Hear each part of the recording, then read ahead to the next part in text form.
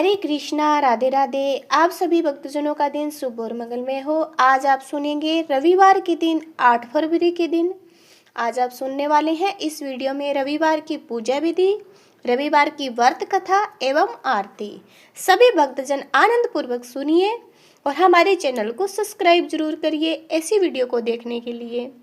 सबसे पहले रविवार का व्रत बहुत ही अच्छा होता है। इस व्रत की विधि इस प्रकार है। प्रातः काले स्नान करके स्वस्थ वस्त्र धारण करें, शांतचित्त होकर परमात्मा को याद करें, भोजन एक समय करें। भोजन तथा फलाहार सूर्य के प्रकाश रहते ही कर लेना उचित है। यदि निराहार रहने पर सूर्य छिप जाए तो दूसरे दिन अर्घ्य देकर भोजन करें। इसके बाद हम करेंगे रविवार की पौराणिक कथा।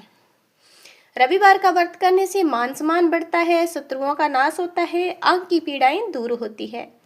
अब करते हैं रविवार की व्रत कथा। एक बुढ़िया थी, उसका नियम था प्रति रविवार को सवेरे ही स्नान आदि कर घर को गोबर से लीपकर फिर भोजन तैयार कर भगवान को भोग लगाकर स्वयं भोजन करती थी। ऐसा व्रत करने से उसका घर अनेक प्रकार के धन दाने से पूर्ण था। श्री हरि की कृपा से घर में किसी प्रकार का विघ्न या दुख नहीं था। सब प्रकार से घर में आनंद रहता था। इस तरह कुछ दिन बीत जाने पर उसकी एक पड़ोसन, जिसकी गाय का गोबर वह बुढ़िया माई लाया करती थी, विचार करने लगी कि बुढ़िया हमेशा मेरी गाय का गोबर ले जाती है, इसलिए अपनी गाय को घर के भीतर बांधने लग गई। बुढ़िया माई को गोबर नहीं मिलने से रविवार के दिन वह अपने घर को ना लीप सकी, इसलिए उसने न तो भोजन बनाया, न भगवान को भोग लगाया, न ही भोजन उसने किया। इस प्रकार उसने निराहार व्रत किया। रात हो गई, भूखी सो गई।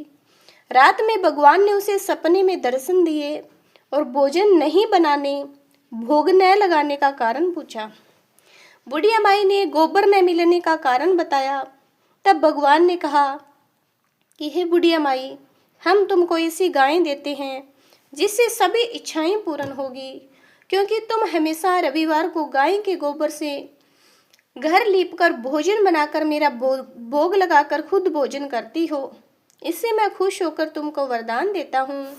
निर्धन को धन, बांझ स्त्रियों को पुत्र देकर दुखों को दूर करता हूँ। अंत समय में मोक्ष देता हूँ। सपने में ऐसा वरदान देकर भगवान तो अंतर्ध्यान हो गई। जब बुढ़िया माई की आंखें खुली तो वह देखती है कि आंगन में एक अति सुंदर गाय और बछड़ा खड़े हुए हैं। उसने उन्हें वहीं बांध दिया और खाने को चारा डाल दिया। जब उसकी पड़ोसन ने बुढ़िया माई के घर से बाहर एक अति सुंदर गाय और बछड़े को देखा तो द्वेष के कारण उसका हृदय जल उठा और देखा कि गाय ने सोने का गोबर दिया है, तो वह उस गाय का गोबर ले गई और अपनी गाय का गोबर उसकी जगह पर रख गई। वह नित्य प्रति ऐसा करती रही और सीधी सादी बुढ़िया माई को इसकी खबर नहीं होने दी। तब सर्वव्यापी ईश्वर ने सोचा कि चालाक पड़ोसन के कर्म से बुढ़िया माई ठगी जा रही है, तो ईश्वर ने संध्या के समय अपनी माया से बड़े जोर की आंधी चला दी। बुढ़िया माई ने अंधेरे के भय से अपनी गाय को भीतर बांध लिया। सुबह जब बुढ़िया माई ने देखा कि गाय ने सोने का गोबर दिया है तो उसके आश्चर्य की सीमा नहीं रही और वह प्रतिदिन गाय को घर के भीतर बांधने लगी। उधर पड़ोसन ने देखा कि बुढ़िया माई गाय को भीतर बांधने लगी, उसका सोने का गोबर उठाने का दाव नहीं चलता, तो वह ईर्ष्या से जल उठी और कुछ उपाय न देख पड़ोसन ने उसे देश के राजा की सभा में जाकर कहा, महाराज, एक मेरे पड़ोस में एक बुढ़िया माई के पास ऐसी गाय है जो आप जैसे राजाओं के ही योग्य है। वह नित्य सोने का गोबर देती है। आप उस सोने से प्रजा का पालन करिए। वह बुढ़िया इतने सोने का क्या करेगी? राजा ने यह बात सुन अपने दूतों को बुढ़िया के घर से गाय लाने की आज्ञा दे दी। बुढ़िया माई ईश्वर का भोग लगाने, भोजन ग्रहण करने ही जा रही थी कि राजा के कर्मचारी गाय को खोल कर ले गए। बुढ़िया माई काफी रोई चिल्लाई किंतु कर्मचारियों के सामने कोई क्या कहता।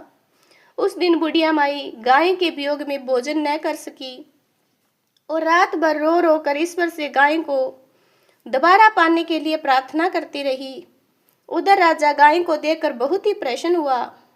राजा यह देख कर प्रसन्न हुआ कि सुबह सोने का गोबर देगी। तो जब वह राजा सुबह उठा तो सारा महल गोबर से भरा दिखाई देने लगा। राजा यह देखकर घबरा गया।